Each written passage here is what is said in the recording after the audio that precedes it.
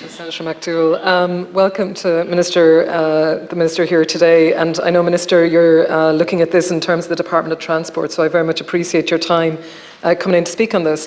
So this is in relation to the Galway to Athlone cycleway, which is going to transform our towns and local communities in the West with a world-class cycleway linking towns and completing probably the first coast-to-coast Galway to Dublin route in Ireland. We now have the cycleway bridge crossing the Shannon, and this off-road route is so popular in Athlone. If I could bring you to see it, you'll see people literally walking, bringing out prams and buggies, people with mobility challenges. It's a very easy, safe off-road space to walk. So it's so popular, not just for cyclists, but particularly for pedestrians as well. And it's a safe space. I've run a major campaign myself in Ballinasloe, Galway, to promote the cycleway over the last number of years, particularly during the consultation process on different routes, and to highlight the incredible benefits and boost to local towns. And I really want to acknowledge the support of landowners who really are looking at this in terms of benefits to their own communities. We see that a lot of the focus on maximising the use of state lands, I know, such as the Royal Canal, the towpaths, and coming into Ballinasloe, it's the Grand Canal towpath, and it's about using state lands and maximising that use as much as possible. And the Cycleway Office Minister as well for the Galway to Athlone cycleway is based in Ballinasloe. Minister, most recently in April 2024, there was a statement that the emerging preferred route from Athlone to Galway is now proposed in 2 sections. And of course, these are challenges that we know in terms of rising costs for contractors. Firstly, Athlone to Shannon Bridge to Ballinasloe and Portumna, which is led by Westmeath County Council. Secondly, Portumna to Galway, led by Galway County Council. Both sections linking to the existing Waterways Ireland cycleway in Portumna. As you're aware, the reason for this new framework process is to identify suitable providers and reduce risk, I believe, by sharing the project delivery. But, Minister, when will we deliver a project of this national importance and priority? These timelines have now been pushed, potentially by another 18 months or 2 years. You know, I have young children that come up to me that ask, oh, when are we getting the cycleway? You know, because we've done so much about the cycleway. It's something we've always prioritised, but yet we don't have a public park, for example, in our local area. We've beautiful boglands, but again, cars competing with walkers and cyclists.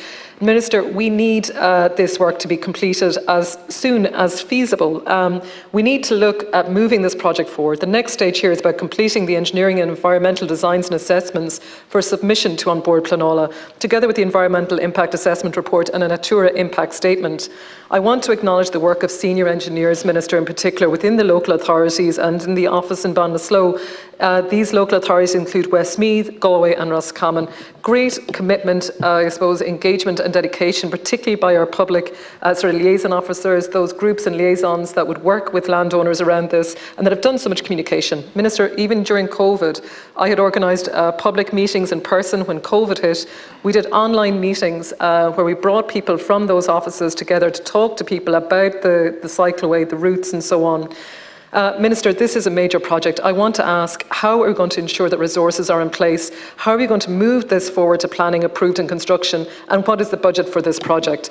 Minister, this will transform our region. It will be a way to boost, community activity. We talk about how we're delivering a balanced regional investment, for the whole country. Everyone can see the benefits of cycleways. I mean, from Mayo down to Dungarvan, you know the benefits and the impact. And it's a wonderful thing for families to take away and go away for a weekend or take a week off, bring children and have a wonderful outdoor activity holiday, and hopefully in the sunshine. But Minister, the key part here is that we've been doing this for years. I was involved in this consultation nearly 3 to 4 years ago. If you can give us an update here on how we progress this. Thank you. Senator. Minister, you have 4 minutes. Thank you, Chair, and thank you, Senator Dolan. I want to thank you for giving me the opportunity to discuss this project.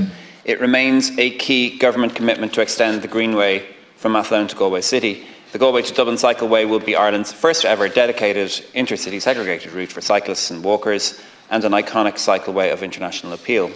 The 106-kilometre Greenway from Maynooth to Athlone town is complete and fully open. The Greenway follows the towpath of the Royal Canal to Mullingar and along the old rail trail between Mullingar and Athlone. A new active travel bridge spanning the River Shannon in Athlone was opened in 2023. The Athlone to Galway City scheme was originally paused in 2015, and then it was recommenced in 2019, with Transport Infrastructure Ireland acting as the approving authority and Westmeath County Council acting as the lead local authority for the scheme. In December of 2019, RPS consulting engineers were appointed to provide engineering, planning, environmental and other services for phases 0 to 4 as part of an overall defined 8-stage process set out in TII's project management guidelines. A preferred route corridor was finalised and published in March of 2023. This proposed a 205-kilometre route starting near Ballylochan Beach to the east of Galway City and then proceeding close to or through the following settlement areas: Oranmore, Rinville, Clarenbridge, Kilcolgan, Kinvara, Gurt, Woodford, Portumna, Clonfert, Ballinasloe, Shannonbridge and Athlone Castle. It links urban centres, places of interest, established tourism centres and outdoor amenities.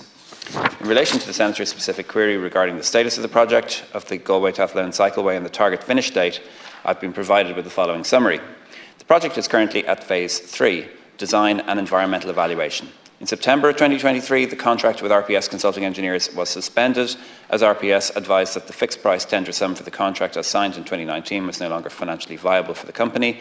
Mutual termination agreement was signed in December 2023, and during the suspension period, the project was effectively on hold.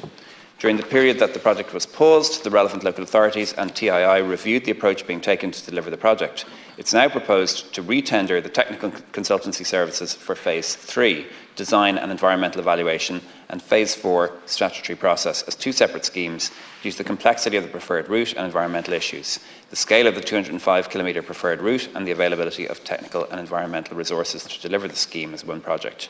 The project will therefore be divided into two sections.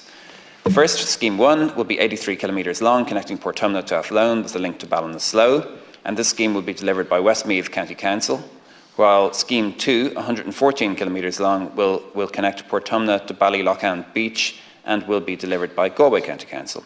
A project recovery plan is now underway, and it is envisaged that the technical consultancy services contract will be advertised in the third quarter of 2024, with contractors appointed for both sections in the fourth quarter of 2024. Termination of the contract has resulted in an estimated delay of 12 months to the delivery of this project. Thank you. Thank you. Senator. Thank you very much. Thank you, Minister. Can I ask, and if you're able to share, what is then the estimated timeline for completion, as in when do we propose that this will be the case? Are we looking at maybe 2027, 2028? I do appreciate that the contractors will be in situ hopefully in Q4 of 2024. I suppose it is key that we're building on the work that's been completed to date, that we are moving this project forward in a smooth way, that the teams will be working together, and I understand that both of these projects will need to work in parallel. Minister, I do think it's important that under the Department of Transport we're looking specifically at the communication between two teams.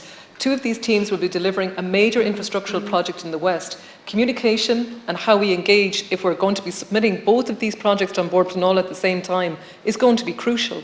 I guess my call here is, will additional resources be needed because of the nature of it being split in two? And, you know, is there an actual, do we know exactly what the date is potentially to open? And thank you for your time. Thank you, Senator. Minister, you want to respond?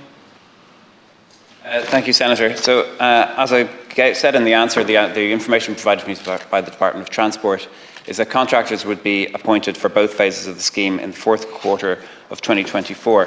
And beyond that, I don't have information about the other stages of the project or what its likely completion date is. I mean, I can say that projects around the country have been completed, in Waterford and Mayo and Kerry and so on and throughout the country, and that there is a good bank of experience with the delivery of Greenway projects.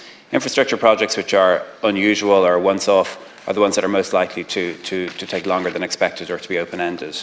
So I would expect that this fits into a standard pattern. Senator, you say that engagement is crucial, and of course it is. Without public support, without good engagement, without listening to people and without compromise, the project runs the risk of halting altogether. So I think that is absolutely critical to the project. I think that the project will be more than just a tourism project. I think it's a project that will be useful to local people, not just for their leisure, but also in a practical way for getting between different places. I look at the other end of the Royal Canal as it passes through places like Enfield and Maynooth. I see children going to school and going to college on it every day, and I also see the locals using it for walking and cycling. So it is a public amenity that I think is very clearly in great demand in Ballinasloe, in Portumna, and in other places along that route. And I will speak to the Minister for Transport and ask him if he's got any better details on when it's likely to complete. Thank you. Thank you, Minister.